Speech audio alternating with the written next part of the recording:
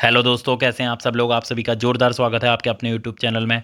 तो दोस्तों, आज हम बात करेंगे वीपीडीओ की जो मेरिट है उस पर। पहले हमने 2 बार बात कर ली है। एक बार हमने पूरी जो मेरिट थी उस पर बात करी, उसके बाद पूर्ण विश्लेषण करा सभी सीटों का। तो आपने अगर ना देखा हो तो लास्ट में वीडियो का मैं लिंक इसी वीडियो में डाल दूंगा, आप लोग चेक कर लेना। और जो भी चैनल पर पहली बार होंगे दोस्तों, चैनल सब्सक्राइब जरूर कर लेना। तो सीधे से बात करते हैं यहाँ पे, जो वीपीडीओ की मेरिट कितनी होनी चाहिए। आपको पता है कि अभी हमने एक पोल कराया था इस पे। और दोस्तों, अभी रिसेंटली आप सभी को पता है कि क्या हुआ, फॉरेस्टर का रिजल्ट आया और इतनी भयंकर मेरिट गई है कि सब लोग हिल गए हैं। सबको लग रहा है कि यार ये कैसे हो गया, क्या हो गया। लेकिन आपको भी पता है कि उसके कारण बहुत सारे हैं, बहुत बार उसकी बहुत बातें हो चुकी हैं। उसमें जो 18 शिफ्ट है, इतने क्वेश्चन डिलीट हुए हैं और बहुत सारे कारण हैं। नॉर्मलाइजेशन उसमें बहुत बड़ा फैक्टर उसके बाद बना, क्वेश्चन डिलीट है। तो ये सारी चीज़ें मिला के बहुत है उसकी जो हाई मेरिट गई है। एक बात मैं आपको यहाँ पे कहना चाहूँगा, इसको बिल्कुल भी आप उससे कंपेयर मत करो। इसमें केवल 3 शिफ्टों में एग्ज़ाम हुआ है। पेपर इतना ज़्यादा फर्क नहीं था, पेपर करीबन करीबन सेम है। और ये बात कुछ लोगों को थोड़ी अजीब लग रही है।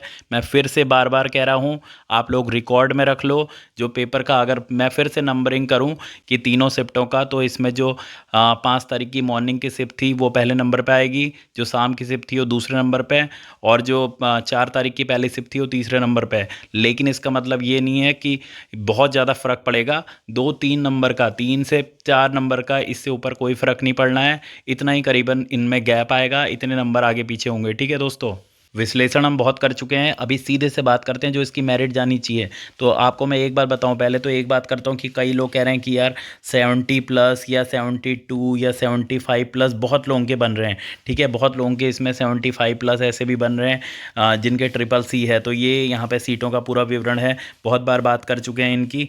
ठीक है, तो अभी हम सीधे यहाँ पे मेरिट पे बात करेंगे। तो लेकिन आपको पहली बात एक बताऊं कि आप लोग इससे बिल्कुल भी परेशान मत हो। जो लोग बोल रहे हैं ना कि मेरे इसके 75-80 इतने नंबर बन रहे हैं, तो आप एक चीज़ देखो कि ज़रूरी नहीं है कि वो लोग अगर किसी के 75 बन रहे हैं तो फिर वो वीपीडीओ ही चुने। वो दूसरी क्योंकि बहुत सारे विभाग है, सबको पता है, तो वो दूसरा विभाग भी चुन सकते हैं। तो ऐसा नहीं है कि किसी के 75 आ रहे हैं तो फिर भी वो वीपीडीओ में ही जाएगा। हो सकता है वो दूसरा विभाग चुन ले।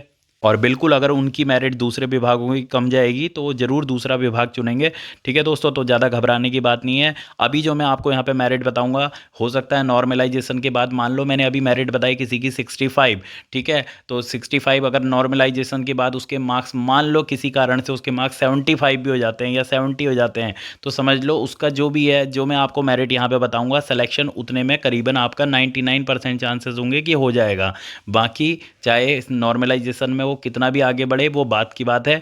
लेकिन अगर अभी आपके इतने मार्क्स बन रहे हैं तो आपके चांसेस बनते हैं। और दूसरा आपको पता ही है, मैं ऊपर से नीचे तक बताऊंगा। जैसे कि मान लो 62 से 65 के बीच में, तो 62 में थोड़े चांसेस कम होंगे, 65 में ज़्यादा होंगे। और अगर आपके इससे 1-2 मार्क्स आगे या पीछे, कम या ज़्यादा भी आ रहे हैं, तो भी चांसेस बनते हैं। तो सीधे से शुरू करते हैं दोस्तों। तो दोस्तों, अगर हम यहाँ पे सीधे से सबसे पहले बात करें जनरल वर्ग की, ठीक है, जनरल वर्ग की बात करें, तो अगर आपके समझ लो 68 से, ठीक है, 68 से 70 के बीच में आ रहे हैं ना, तो बिल्कुल आपके चांसेस बनते हैं। इसके अगर आप 1-2 मार्क्स आगे पीछे आ रहे हैं तो वो हो सकता है, लेकिन करीबन इतने में आपका वीपीडीओ में सिलेक्शन हो जाएगा। और वैसे भी हमने जो पोल कराया, आपने देखा होगा कि उसमें 60 से 70 इसमें ज़्यादातर मार्क्स आ रहे हैं। और ऐसा नहीं है कि वो ही पोल में बहुत सारे कमेंट आ गए या बहुत सारे लोगों ने उसमें अपने मार्क्स डाल दिए, क्योंकि बहुत सारे लोग हैं जो उससे हटके भी हैं, जिनके मार्क्स वहाँ पे नहीं आए। लेकिन दोस्तों, जिनके बहुत ज़्यादा आएंगे वो दूसरा विभाग भी चुनेंगे, क्योंकि विभाग बहुत सारे हैं। तो अगर आपके 68 से 70 के बीच में मार्क्स आ रहे हैं ना, तो आपके बहुत ज़्यादा चांसेस हैं। ठीक है, उसके बाद नॉर्मलाइजेशन में चाहे जो भी होगा, लेकिन ये है। अब यहाँ पे बात करें जनरल फीमेल की, ठीक है, जनरल फीमेल की बात करें, तो अगर आपके 66 से, ठीक है, 66 से 68 के बीच में आ रहे हैं, तो आपके चांसेस बिल्कुल बनते हैं, आपके चांसेस हैं यहाँ पर। और अगर हम उसके बाद बात करें दोस्तों ओबीसी वर्ग की, ठीक है, ओबीसी मेल की अगर हम बात करते हैं यहाँ पर, और आपके अगर आ रहे हैं 65 से 67 के बीच में, ठीक है, 65 से 67 के बीच में आ रहे हैं, तो आपके चांसेस बिल्कुल बनते हैं। और अगर ओबीसी फीमेल, अगर ओबीसी फीमेल की अगर हम बात करें दोस्तों यहाँ पे, तो 64 से 66 के बीच में, अगर 64 से 64 से 66 के बीच में आ रहे हैं, तो चांसेस बिल्कुल बनते हैं आपके। उसके बाद अगर हम बात करें दोस्तों यहाँ पे EWS वर्ग की, ठीक है, EWS वर्ग में EWS मेल की अगर हम बात करें तो अगर आपके 65 से 68 के बीच में बन रहे हैं, ठीक है, 65 से 68 के बीच में तो आपके अच्छे चांसेस हैं। और अगर हम फीमेल में बात करें EWS में फीमेल वर्ग की अगर हम बात करें तो 64 से 66 के बीच में, ठीक है, 64 से 66 के बीच में आ रहे हैं तो आपके बिल्कुल चांसेस हैं। इसके बाद हम बात करते हैं दोस्तों ST वर्ग की, ठीक है, ST वर्ग की बात करते हैं, ST मेल वर्ग की बात करते हैं यहाँ पर। तो अगर आपके 60 से 62 के बीच में आ रहे हैं ना तो चांसेस बनते हैं, ठीक है, 60 से 62 के बीच में आ रहे हैं तो आपके चांसेस बनते हैं यहाँ पर।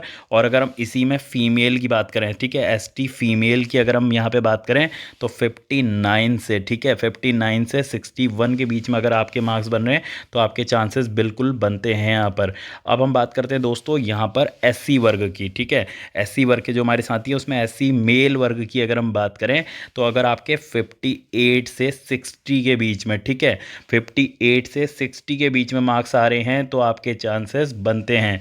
और अगर हम इसी में SC फीमेल वर्ग की बात करें दोस्तों तो 57 से 60 के बीच में अगर आपके मार्क्स बन रहे हैं तो आपके चांसेस बिल्कुल बनते हैं। अब यहाँ पर बात करते हैं उनकी जो भाई बहुत परेशान रहते हैं कि उनकी बात नहीं होती है, तो PH वर्ग के जो हमारे साथी हैं, PH वर्ग के जो हमारे साथी हैं उनकी बात करें तो उनके अगर 54 से ना 56 के बीच में बन रहे हैं, ठीक है, 54 से 56, ये हो सकता है 1-2 नंबर आगे पीछे जा सकता है, लेकिन अगर 54 से 56 अभी उनके मार्क्स बन रहे हैं तो उनके बहुत ज़्यादा चांसेस हैं, ठीक है। और इसमें अभी बात करें हम DFF वर्ग की, ठीक है, DFF वर्ग के जो साथी हैं उनकी बात करें, उनकी सीटें ज़्यादा नहीं हैं लेकिन फिर भी उनकी बात करें यहाँ पर दोस्तों तो अगर उनके 58 से 60 के बीच में बन रहे हैं ना तो उनके चांस अच्छे हैं। और मैं ये जो सारे बताए हैं इनमें अगर 1-2 मार्क्स आपके आगे पीछे हैं जो मैं बार बार कह रहा हूँ तो फिर भी चांसेस हैं। तो ये है दोस्तों VPDO के लिए मेरिट। जो फॉरेस्टर में मार्क्स आए हैं उससे घबराने की ज़रूरत नहीं है, वो अलग था, वो आप जानते हैं, उसमें बहुत फ़र्क था। यहाँ पे वो चीज़ नहीं रिपीट होगी, इतना नहीं होगा।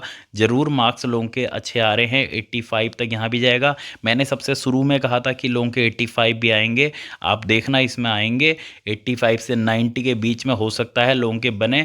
और नॉर्मलाइजेशन की बात तो बनेंगे, लेकिन अगर आपके इतने मार्क्स अभी बन रहे हैं फिर चाहे नॉर्मलाइजेशन में कितना भी आगे बढ़े, क्योंकि आपके जो मार्क्स बन रहे हैं या आप लोगों में से ही इन्हीं लोगों के तो मार्क्स बाद में नॉर्मलाइजेशन में आगे बढ़ेंगे, वो कोई अलग लोग नहीं होंगे, ठीक है दोस्तों।